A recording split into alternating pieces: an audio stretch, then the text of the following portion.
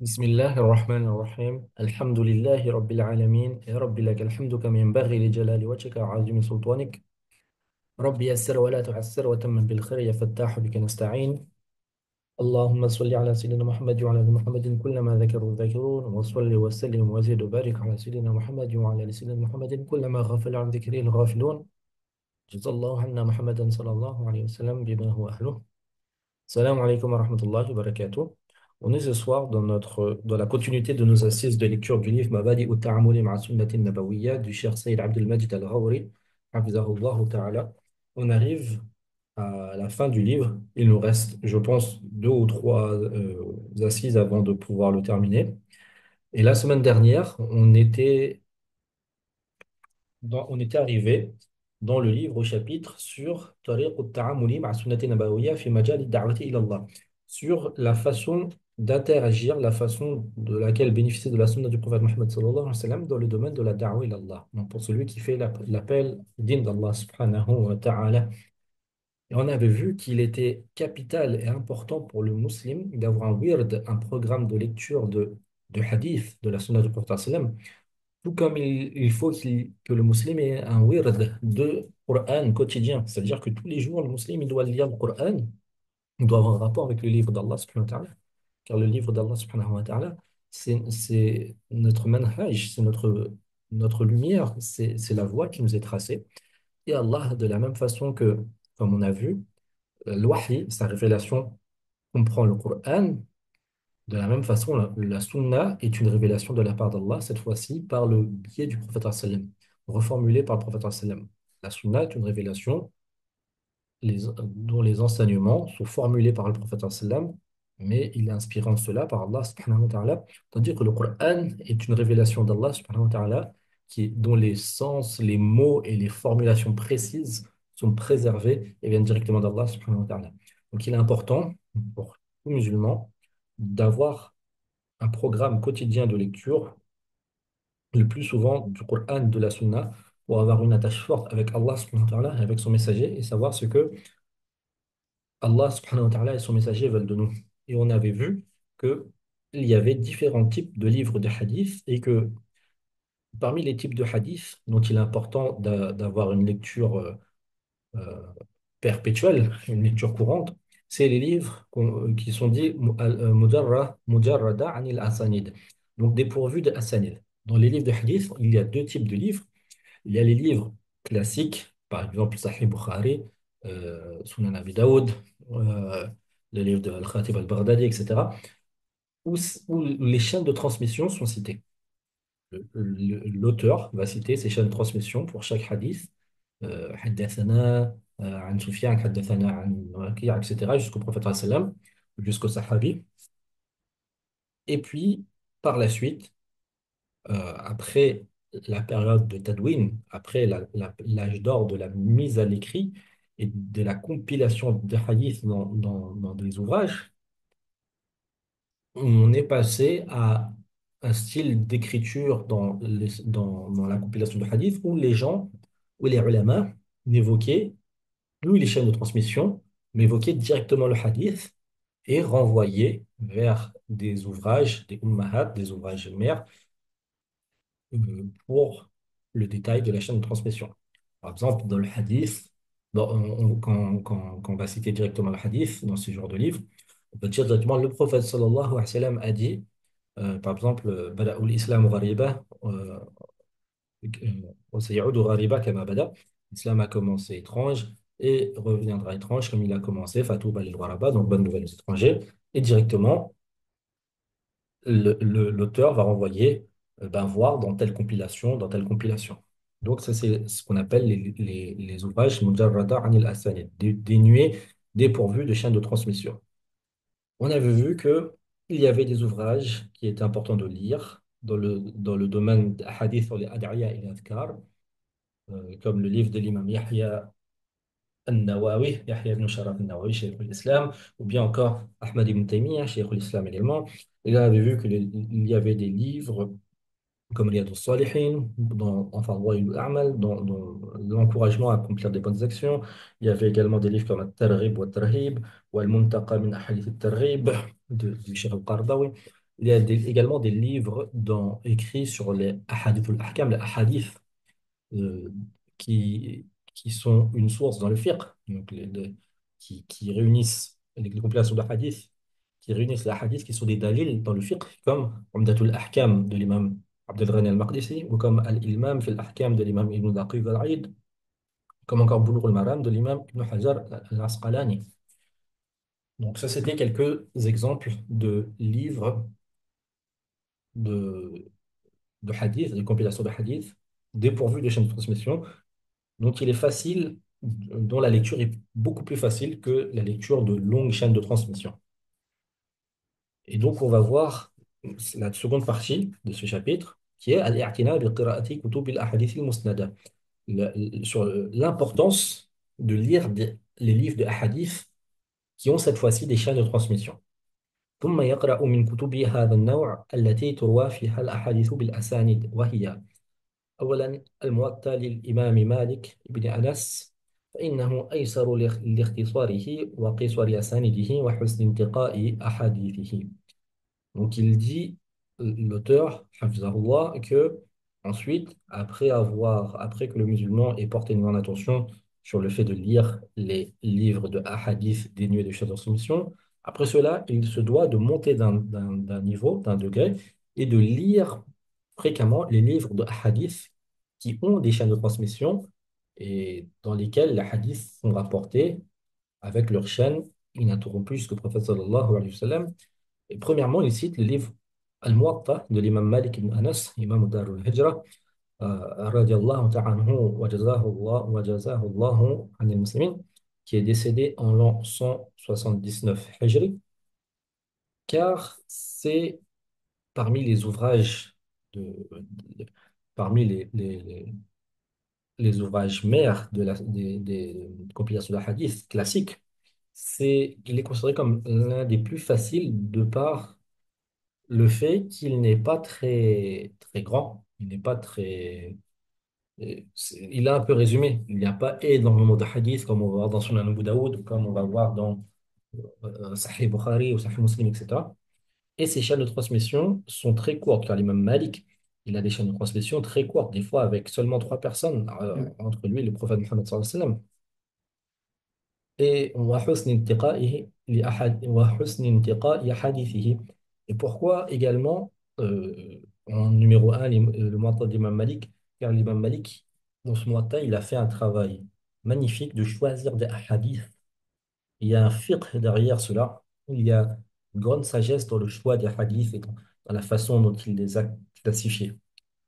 ثانيا ثم يقبل على قراءة كتب الصحاح مثل صحيح البخاري مثل صحيح البخاري للإمام محمد بن إسماعيل البخاري وصحيح مسلم للإمام مسلم بن الحجاج القشيري وصحيح ابن خزيمة للإمام ابن خزيمة النيسابوري وصحيح ابن حبان للإمام ابن حبان أبي حاتم البصري والمستدرك على الصحيحين للحاكم أبي عبد الله النيسابوري. Donc ensuite, il nous dit que ensuite on se doit de lire euh, des ouvrages qui sont dits as-Sihah. Donc c'est des ouvrages dont l'auteur a mis des conditions d'authenticité, et ces conditions font plus ou moins l'unanimité. Pour Sahih Bukhari et Sahih Muslim, il y a un quasi ijma' des musulmans.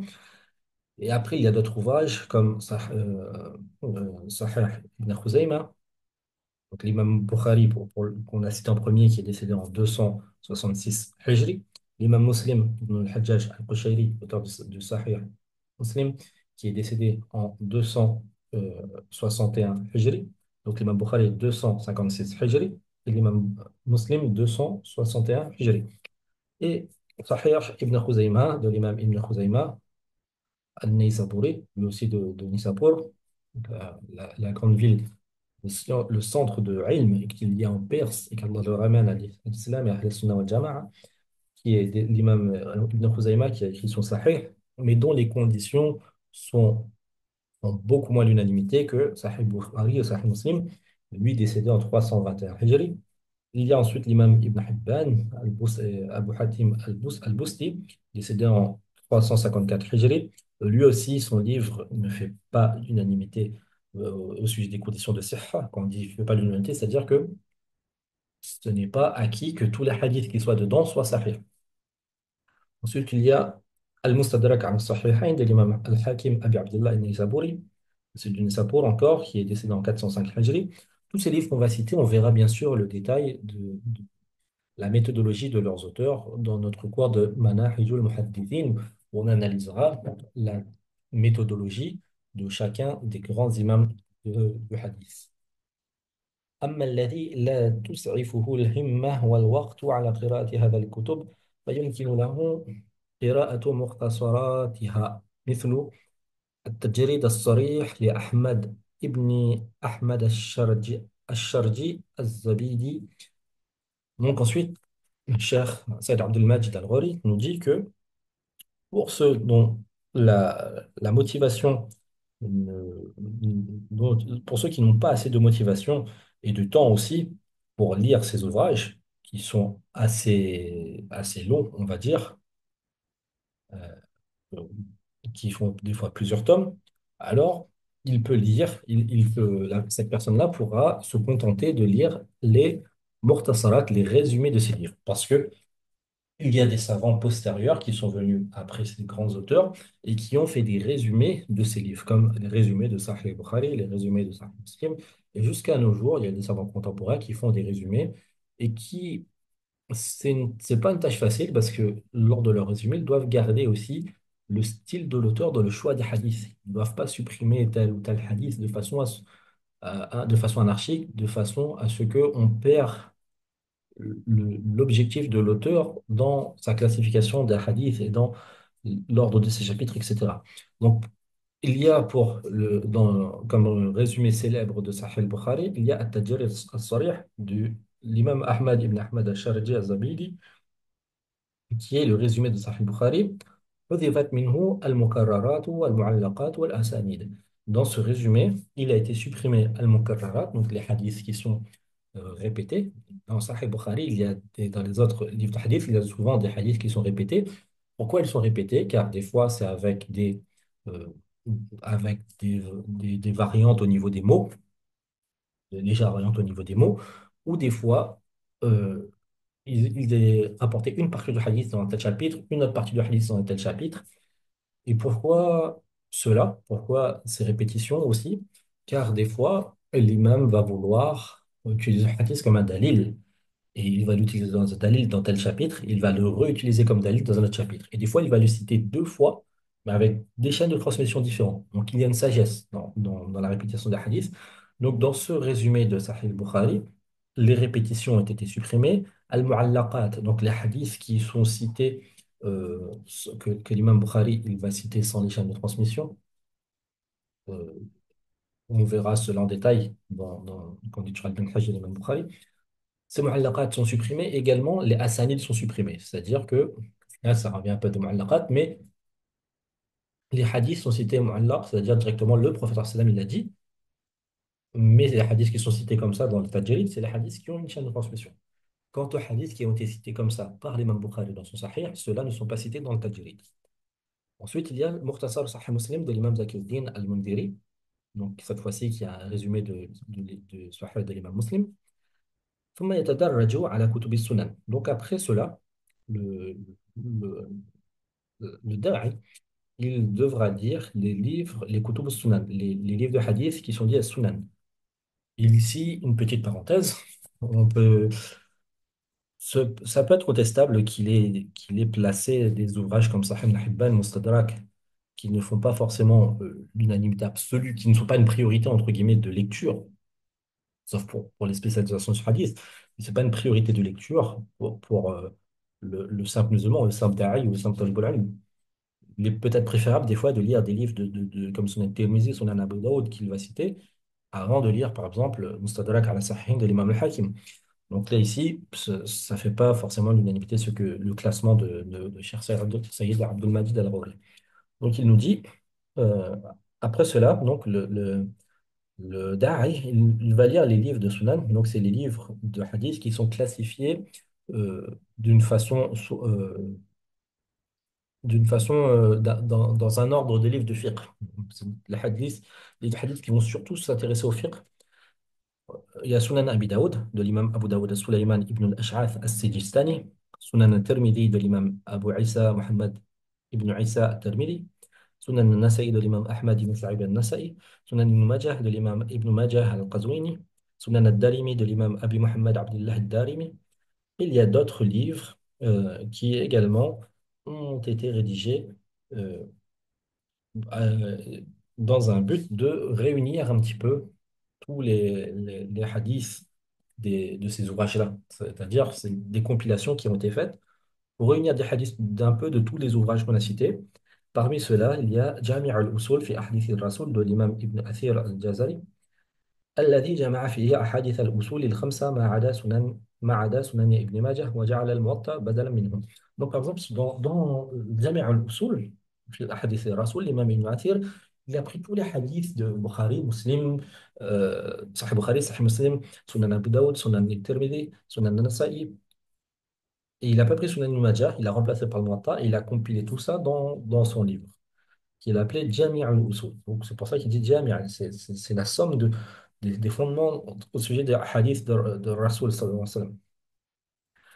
ثالثا الاعتناء بكتب الشروح. Troisièmement, le da'i, après avoir pris sa provision de sunnah pure, entre guillemets, donc pour prendre de la lumière du prophète sallam, de la baraka des enseignements du prophète sallam, mais aussi de la mention du nom du prophète sallam. Les ulama du hadith ils disent que quand on va, les awliya d'Allah, les proches du Messie d'Allah, également sallallahu alayhi wa sallam aussi, ce sont les gens du hadith. Pourquoi? Parce qu'ils vont lire les hadiths du prophète sallam, donc ils prennent ses enseignements. Ils vont beaucoup prononcer le nom du prophète sallam, donc ils vont beaucoup faire la salat sur le prophète Muhammad sallallahu alayhi wa sallam. À chaque fois, ils vont dire sallallahu alayhi wa sallam, sallallahu alayhi wa sallam, sallallahu alayhi wa sallam. Et on connaît tous l'énorme récompense de la salat sur le prophète Muhammad sallallahu alayhi wa sallam. Pour une seule salat, Allah nous pardonne 10 péchés, nous augmente de 10 degrés. Allah nous écrit des récompenses. Et quand on fait une salade sur le prophète sallam, il y a des anges, Allah, des anges spéciaux qui prennent cette salade, qui parcourent la terre en la recherche des gens qui font salade sur le prophète sallam. Ils prennent cette salade et ils l'amènent devant le prophète sallam. Et le prophète sallam, il répond à cette salade aussi. Et on dit, un tel, fils d'un tel, a prié sur toi. Donc, ceux qui lisent beaucoup de hadiths, beaucoup de livres de hadiths, ils vont beaucoup faire la salade sur le prophète sallam. Et donc, c'est une grande occasion de profiter de la rahma d'Allah et de la largesse des bienfaits d'Allah, que de lire fréquemment et en grande quantité la hadith du Messie d'Allah sallallahu alayhi wa sallam. Après cela, il faut aussi porter une grande attention sur les livres qui sont les shuruh, les livres d'explication des hadiths. وإلى جانب اعتناء الداعية بهذه الأنواع من الكتب لا غنى له عن شروحها ولما فيها من الفوائد الحديثية والفقهية والأصولية واللغوية والأدبية والتاريخية والأخلاقية وهذه مفاتح لمن أراد أن يفتح مغالق ما أشكل عليه من الأحاديث ولا سيما الشروح التي نذكرها فيما يأتي. Donc il nous dit que à côté de cela, le da'i, celui qui s'engage dans l'action de da'wah, il ne peut se passer, donc à côté de cela, de la lecture des livres de hadith, des compilations de hadith, il ne peut se passer de des livres qui ont été écrits sur l'explication de ces hadiths, car dans ces livres, il va trouver des enseignements qui sont importants pour la compréhension du hadith, que ce soit des enseignements dans l'essence du hadith, des enseignements dans le fiqh, dans usul, dans les fondements de la jurisprudence, des enseignements dans le domaine de la langue arabe, de la linguistique, des enseignements dans l'adab, des enseignements dans l'histoire, des enseignements dans les comportements. Et tout cela, tous ces trésors qu'il va prendre dans les livres de sharh de hadith, d'explication de hadith, ça va être pour lui des clés qui vont lui permettre d'ouvrir ce qui était fermé à sa compréhension auparavant, ou bien ceux qui vont permettre d'éclairer ceux qui lui posaient problème dans la compréhension. Des fois, on va lire des hadiths directement, c'est pour ça que aussi, c'est pas recommandé à tout le monde et surtout pas aux awam, aux personnes qui n'ont pas de base dans la science, de lire directement des ouvrages compliqués, entre guillemets, comme Sahih Bukhari, etc. Car c'est un peu le jeter en pleine mer sans l'avoir appris à nager. Quand on va retourner dans les livres de Shuruh, le hadith, alors on va avoir les clés qui vont nous permettre de comprendre ce qui, des fois, peut nous paraître compliqué à comprendre de nous-mêmes. Et donc, parmi les chourouh que Cheikh Saïd Abdel Majid va citer, il y a les chourouh des kutub al-hadith musnada, donc des kutub al-hadith dont il y a les chaînes de transmission. Il va premièrement citer les chourouh de Sahih al-Bukhari, donc les deux plus connus qui sont Fath al-Bari de Hafiz ibn Hajar al-Asqalani et Umdat al-Qari de l'imam al-Allama Badruddin al-Aini de Hanafi. Donc, c'est les deux ouvrages les plus connus comme Sharh de Sahih Bukhari. Ensuite, pour Sahih Muslim, il nous cite Al-Minhaj de l'imam al-Nawawi, qui est le Sharh de référence. Ensuite, il nous cite Fath al-Mulhim, le Sharh de Sahih Muslim, qui est un ouvrage contemporain rédigé par le cheikh Al-Allama Shabir Ahmad Al-Uthmani, le grand savant indien du XXe siècle, qui est décédé en 1369 Hijri, qui est aussi un grand savant dans le tasawwuf et dans le tafsir, le tafsir aussi, et un grand indépendantiste contre la coalition britannique en Inde, et l'un des fondateurs du Pakistan. يقرأ هذا الكتاب مع تكملته التي ألفها الشيخ محمد تقي عثماني. Et donc le cheikh Shabir Ahmed Uthmani, il n'a pas fini, il n'a pas pu finir ce livre, il n'a pas pu finir le charh complet de Sahih Muslim. Et donc, après cela, son neveu, le cheikh Mohammed Taqi Uthmani, Mufti Taqi Uthmani, il a rédigé, il a terminé le charh et il a nommé la partie qu'il a terminée Takmilatu Fath al-Muslim, Fath al-Mulhim. ومن شروح سنن أبي داود, et parmi les shuruh de Sunan Abi Daoud qui sont conseillés, ici le cheikh, on va nous citer Aoun al-Ma'boud du cheikh Shamsul Haq al-Azim Abadi, le grand savant Ahl Hadith salafi indien. Quand on dit Ahl Hadith dans le contexte contemporain, particulièrement dans le sous-continent indien, c'est des savants salafis, c'est-à-dire qu'ils ne vont pas forcément sur la madhab, mais qui disent suivre directement le dalil. Il y a eu des grands savants parmi eux, bien qu'il y a de nos jours beaucoup de personnes qui n'ont pas de fondement, qui disent oui, on suit le dalil, etc. Mais il y a aussi des grands savants qui ont, qui ont adopté cette méthodologie. Et parmi eux, il y a le cheikh Shamsul Haq Al-Azim Abadi. Et subhanallah, le cheikh Saïd Al-Majid Al-Ghori va nous citer en deuxième charh recommandé pour Sahih, pour Sunan Abi Daoud, il nous cite Badl al-Majhoud du cheikh Khalil Ahmed Saharanpouri, qui est le grand savant aussi et grand indépendantiste et grand soufi, grand muhaddith, qui est un indien du XXe siècle également, et qui est le cheikh de Cheikh Mohamed Zakaria Darnaoui.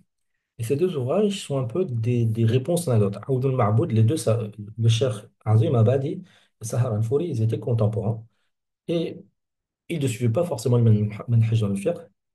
Et donc, leurs ouvrages sont un petit peu des réponses ilmi l'un à l'autre.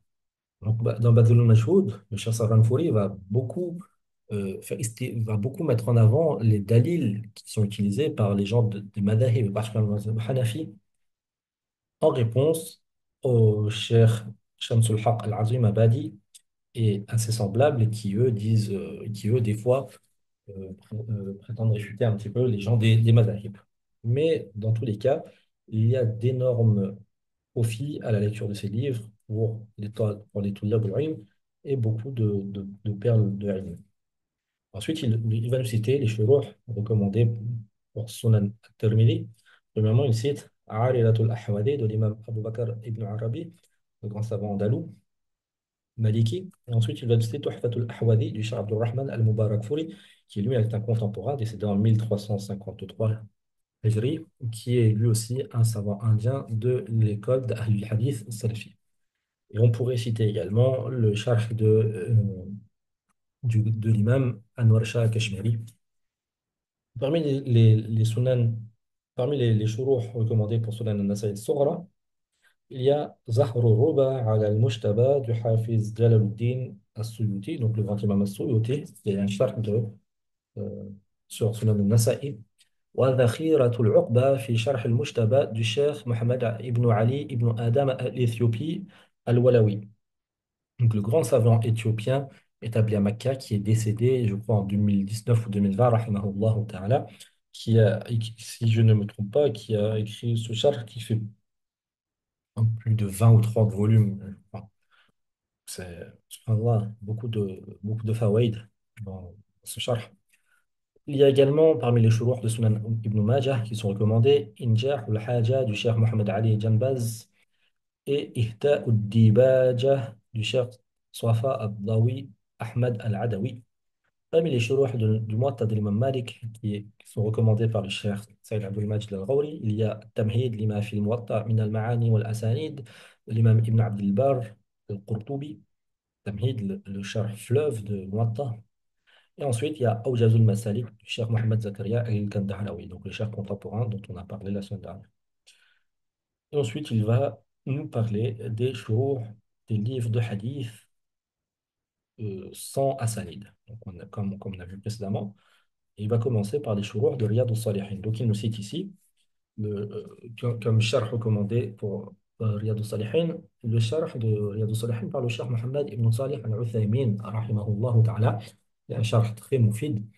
Il nous recommande aussi Nuzhat al-Muttaqin, qui est le charge de du docteur Mustafa Saïd Al-Khan, donc le savant syrien, ou Akharin, et d'autres, et qui a été également écrit par d'autres savants. Il les cite parce que c'est parmi les explications les plus simples et résumées de ce livre. Et on pourrait citer également le charge ibn Allan, qui est le charge de référence de Riyad al-Salihin, ou bien encore le charge de les annotations du charge Mohamed Ali Samouni, rahimahullah.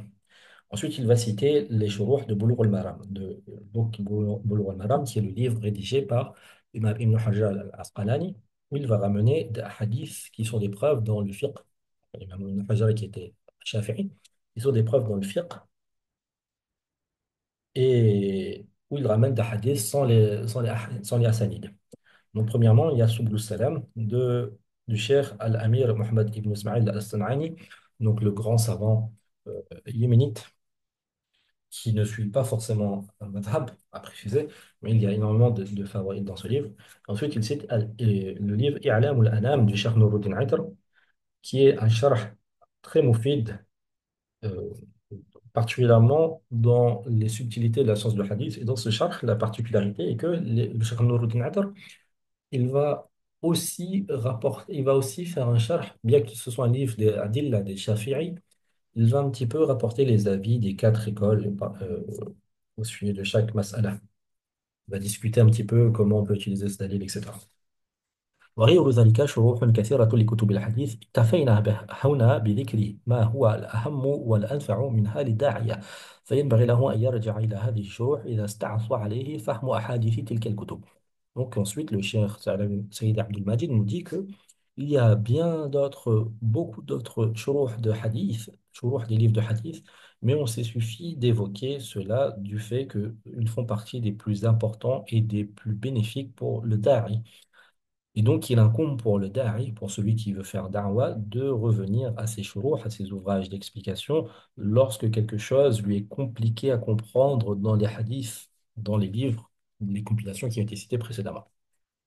رابعا الاعتناء بكتب غريب الحديث. Quatrièmement, il faut que le da'i, il apporte aussi une grande attention sur la lecture des livres de Gharib al-Hadith. Donc, comme on avait vu précédemment, Gharib al-Hadith, c'est les livres qui vont expliquer les termes pas très courants dans les hadiths. Dans le hadith, des fois, il y a des termes qui sont, entre guillemets, on pourrait dire, difficiles à comprendre pour un arabophone qui n'a pas vécu à l'époque de la révélation. Et que dire des Arabes qui ont appris l'arabe et qui ne sont pas arabophones de naissance. Donc, كما ينبغي للداعية أن يعتني بكتب الغريب الحديث التي تعنى بشرح المفردات والجمل الغامضة في الحديث. Donc, le da'i, il se doit de porter une grande attention sur les livres de gharib. Donc, gharib, ça vient d'étrange, donc c'est les termes étranges. Donc, et ces livres, quels sont leurs rôles? Leur rôle, c'est d'expliquer les termes, les mots et les phrases qui peuvent être difficiles à comprendre de la hadith. Et parmi ces ouvrages, donc, il y a l'ouvrage An-Nihaya fi Gharib al-Hadith qu'on a fréquemment cité dans ce livre de An-Nihaya fi Gharib al-Hadith wal-Asar de l'imam Ibn Athir al-Jazari. وهو من أحسن الكتب وأنفعها في شرح الأحاديث الغريبة. Donc c'est parmi les meilleurs livres et les plus bénéfiques dans l'explication des hadiths dont les termes sont un petit peu compliqués. ومجمع في بحار الأنوار في غرائب التنزيل ولطائف الأخبار de l'imam Mohamed Tahir Al-Fatani Al-Gujrati, donc qui est un savant du Xe siècle Hajri, du sultanat du Gujarat en Inde. Il est dans ce livre قد جمع فيه كل غريب من الأحاديث الواردة في أصول الستة. Donc, dans ce livre, l'imam Mohammed Tahir al-Fatani al-Gujarati, il a réuni tous les hadiths qui sont où il y a des termes un petit peu compliqués qu'il y a dans les usul al-sitta, c'est-à-dire dans les six principales compilations de hadiths, Sahih Bukhari, Sahih Muslim, Sunan Ibn Majah, Sunan al-Tirmidhi, Sunan Abi Daoud, Sunan al-Nasa'i, et donc il a pris tous les hadiths un peu compliqués, il a expliqué les mots. Voilà, tel mot, ça signifie ça, etc. Les mots qui sont compliqués. Troisièmement, il y a Al-Mu'jam Al-Mufassir li kalimati ahadith al-kutub al-tis'a du Cheikh Abu Mu'adh Tariq ibn Awadullah, donc le savant contemporain, qui a cette fois-ci compilé les mots, les ahadiths qui ont des mots un peu compliqués, à partir des neuf plus grandes compilations de hadiths. Donc on verra un peu plus tard en détail le manhaj de ces neuf compilations. Et le cheikh Awadullah, Hafzahullah, donc dans ce livre, qui est un livre très, très moufid, يفسر مفردات الأحاديث التي وردت في كتب الحديث التسعة. Donc il va expliquer les termes et les mots des hadiths qui sont rapportés dans les neuf livres. وهي, ces neuf livres sont Sahih al-Bukhari, Sahih Muslim, Jami' al-Tirmidhi, Sunan Abi Dawud, Sunan al-Nasa'i, Sunan Ibn Majah, Musnad Imam Ahmad, Al-Muwatta Imam Malik, wa Sunan al-Darimi. Donc on dit Kutub al-Tis'a, c'est ces neuf livres. On dit Kutub al-Sitta, c'est tous ces livres-là, moins Musnad Imam Ahmad, Muwatta, Sunan al-Darimi. Khamisan, donc cinquièmement, le da'i, il doit avoir الاعتناء بكتب التي تشرح المقاصد الشرعية. Donc il doit également porter une grande attention à la lecture des livres qui vont expliquer les buts, les objectifs de la charia à la lumière de ces hadiths. Comme on avait vu précédemment, on parlait des les principes capitaux pour la compréhension du hadith, c'est comprendre le hadith à la lumière de ses objectifs, à la lumière des objectifs de la charia. Donc, كذلك يحسن أن لا تفوت الداعية قراءة الكتب التي تشرح ما وراء الحديث من الأسرار والحكم الدينية والاجتماعية. Donc, de la même façon, convient, il est bien que le da'i, il ne lui échappe pas le fait de lire les livres qui vont expliquer les secrets et les sagesses, que ce soit des sagesses religieuses ou sociétales, sociales, qui se cachent derrière les hadiths. Donc, il va extraire les trésors de ces hadiths. Et parmi ces livres, il y a le plus célèbre qui est Kitab al-Muwafaqat de l'imam Abu Ishaq Ibrahim ibn Musa al-Shatibi, donc qui explique les asrar de la charia et les objectifs de la charia derrière les textes, comment extraire l'objectif des textes. Et secondement, il y a le livre Hujjatullah al-Baligha de l'imam Shaykh al-Islam Ahmad ibn Abd al-Rahim al-Ma'arouf bi Shah Waliullah al-Muhaddith al-Dihlawi. Donc Shah Waliullah al-Dihlawi qui a écrit Hujjatullah al-Baligha, qui est un livre vraiment magnifique. Inch'Allah qu'un jour on pourra le lire ensemble, où il va analyser, il ne va pas citer directement beaucoup de hadiths, mais il va analyser les secrets derrière la législation de chaque acte dans la charia. Pourquoi, quels sont les fawaïd et quels sont les objectifs et quels sont les hikam, par exemple de la salat, du jeûne, du khilafa, de beaucoup de questions sociétales aussi dans cet ouvrage. Il y a également l'ouvrage Maqasid al-Sharia al-Islamiyya du Cheikh Mohamed Tahir ibn Ashur, le grand savant tunisien de Zaytouna. Il y a مقاصد الشريعة الإسلامية وعلاقتها بالأدلة الشرعية du docteur Mohamed Saïd ibn Ahmed ibn Mas'ud al-Yubi. فلا شك أن قراءة مثل هذه الكتب تجعل الداعية بصيرا فيما جاء به الدين من الشرائع والأحكام وتساعده في فهم الكثير من المقاصد والحكم وراءها. Donc il n'y a aucun doute que le fait de lire de ces livres cités, cela va faire que le da'i, il va acquérir une clairvoyance qui va lui permettre de comprendre euh, ce qui va lui permettre de comprendre les règles et les lois que le djinn a apporté et qui va l'aider à comprendre beaucoup les objectifs et les sagesses qui se cachent derrière cela. Et on va se suffire de cela, Inch'Allah. On continuera la semaine prochaine en finissant ce chapitre, qui est l'avant-dernier chapitre, en voyant al-umur allati yajibu an yataharraha ad-da'iyatu 'inda al-istishhad bil hadith. On verra en détail les choses que le da'i se doit de garder à l'esprit lorsqu'il va utiliser un hadith, par exemple dans son discours, dans sa da'wah. Le da'i, il doit avoir une certaine marche à suivre avant de citer un hadith. C'est un petit peu, on va dire, des garde-fous pour ne pas mal utiliser le hadith dans sa da'wah. Donc, on verra ces règles-là. Ensuite, on attaquera le dernier chapitre qui est sur comment interagir avec les hadiths wa'ifa, particulièrement dans le domaine de quand on va citer les actions vertueuses et qu'on va encourager des actions ou